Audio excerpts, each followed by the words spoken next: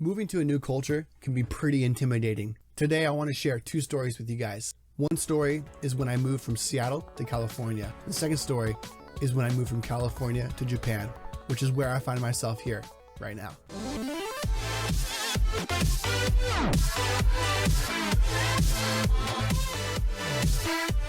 Moving from Seattle to California was very challenging for me because when I left, I had no idea that things would be different.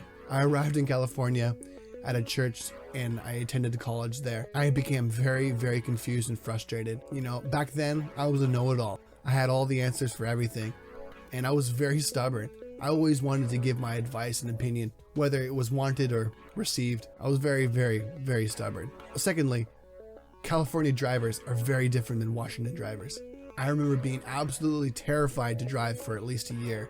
And it's kind of funny thinking about it, but I remember first time I was in a car, I was literally cringing my fingers into the seat because I was terrified. I was like, we're gonna die, we're gonna die, we're gonna die. But now I know California drivers are not bad drivers. They're just different than Washington. They drive fast, very offensive. They take initiative, and it's very different than Washington. And it's not bad, it's just different. So my time in California was very challenging. I ended up living in a house full of people from Mexico, and they're a wonderful family, fantastic people. But I remember myself being very offensive to them because I wouldn't spend time with them for dinner or meals, which to them in their culture is extremely valuable. I understand now that what I did was very selfish, and I did a lot of selfish things, and I probably got really annoying to a lot of people down there, but they helped me understand what culture shock is and how to prepare myself for it. So I want to share some advice with you guys.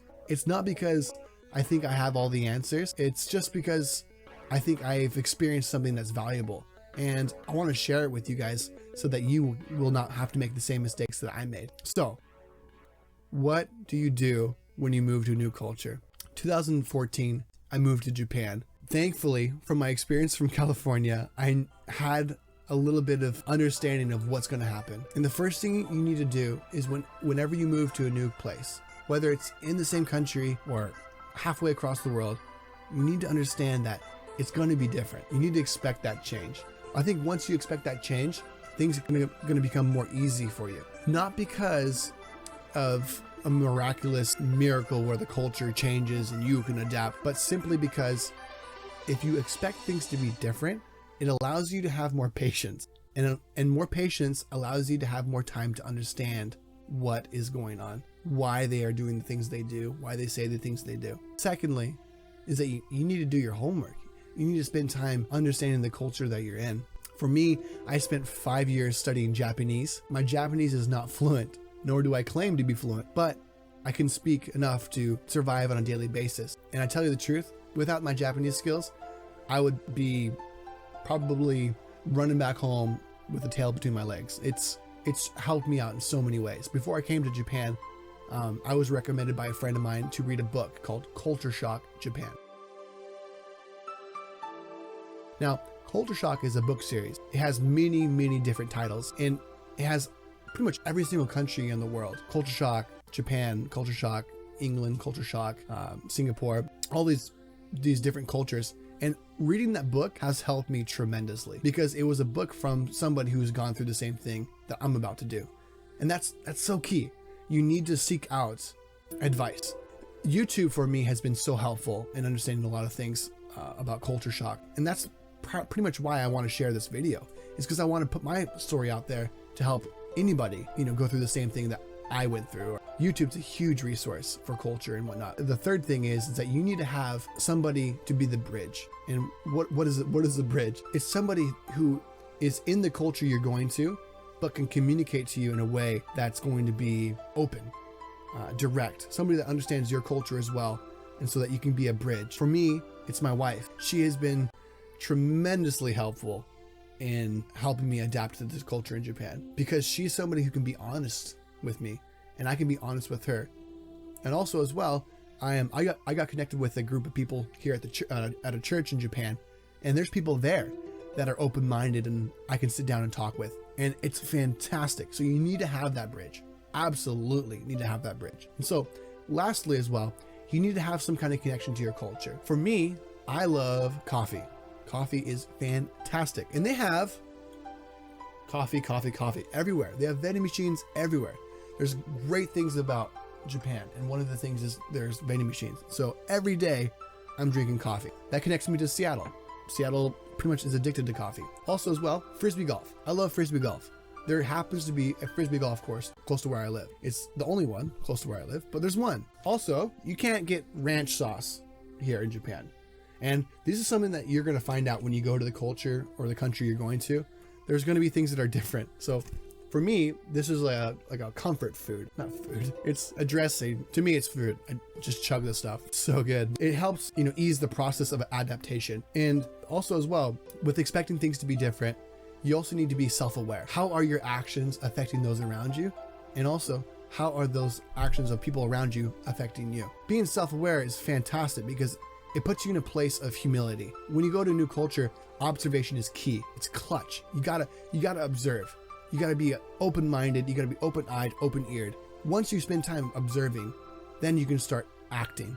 But if you act before you observe, you're gonna miss out on a lot of key points of culture. You're gonna probably offend a lot of people without even realizing. Also as well, Japan, and other cultures as well, initially it can seem like people are being racist. Oh, they don't treat me the same way, they ignore me and stuff. You can't always assume that things are racist. Not saying there isn't racism, there is, but not everything is racist. Japan particularly, as an American, when somebody doesn't talk to you, it seemed as they don't care about you. But in Japan, most people don't talk to me because they're afraid of their poor English skills and they don't want to embarrass themselves or offend me. So because of that, they avoid conversation. So it's funny, by them not wanting to offend me, in my cultural view, they could offend me, or they are offending me. But I understand that Japan doesn't do things like they do in America. They're very polite and indirect. In fact, when I went to the church for the first couple of weeks, nobody talked to me until I started speaking Japanese. And then everyone was like, oh, great. And since then, we've gotten to know each other and relationships have been built and things have gotten better. There's no cookie cutter formula to adapting to a new culture. These are only things that I learned through my time in California and coming to Japan. You got to be expecting change, self-aware. You got to be open-minded, find that bridge. And also as well, you got to find things that connect you back home. A lot of people say is that you got to go cold turkey. You got to go to the culture in and forget about everything else. I don't agree with that. Personally, in your heart, it's okay to be from where you are. It's okay to embrace your culture.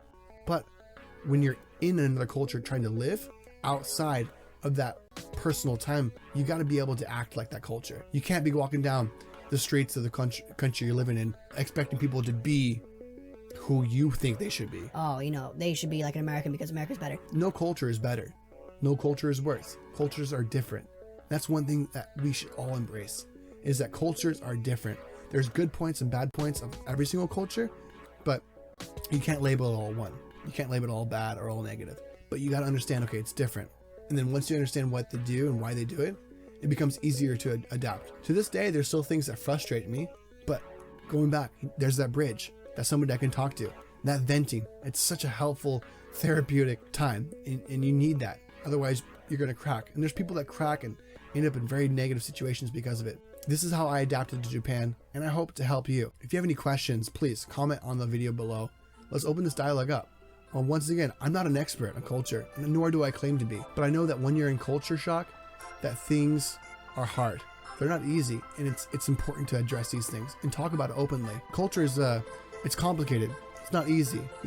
Culture is like the feeling of disorientation experienced by someone when they are suddenly subjected to an unfamiliar culture or set of beliefs or ideas, and it's like being thrown into an ice tank, and expected to endure. But if you prepare yourself, you put on the right clothing for it, if you will, and get on that dry suit and get in there, things are going to be a lot more tolerable. The situation hasn't changed. You're still in ice water, but you prepared. You've done your homework. So if you guys have any more questions as far as culture shock is concerned, my daily life in Japan, please let me know. Let's talk about it.